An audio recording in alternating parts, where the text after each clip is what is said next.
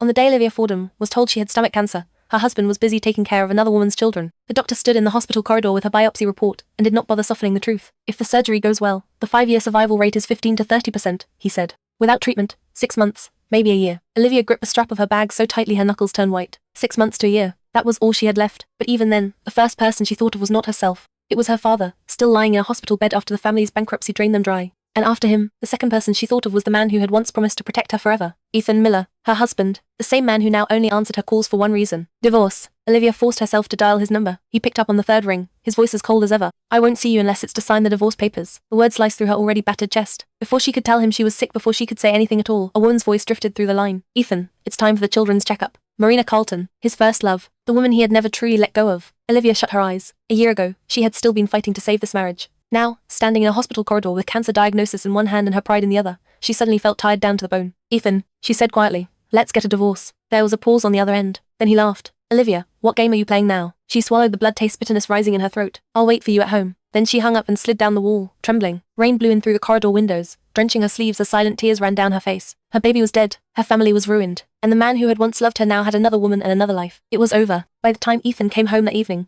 the villa was dark. He had expected the usual scene: warm lights, dinner on the table, Olivia waiting for him like she always did. Instead, he found silence and a vase of wilted flowers. When Olivia finally opened the door, she was soaked from the rain, pale enough to look almost translucent. "Where were you?" Ethan asked coldly. Olivia stared at him. Her eyes, once soft whenever they landed on him, were empty now. "Since when do you care?" That answer displeased him. "You can't sign the papers if something happens to you," he said. Olivia almost laughed. Even now, even seeing her half dead in the doorway, all he cared about was whether she could still complete the divorce. Without another word, she took an envelope from her bag and dropped it on the table. "I already signed." Ethan opened it and saw the divorce agreement. There was only one demand: $10 million in alimony. His expression turned mocking at once. "So that's why you suddenly changed your mind," he said. "You want money."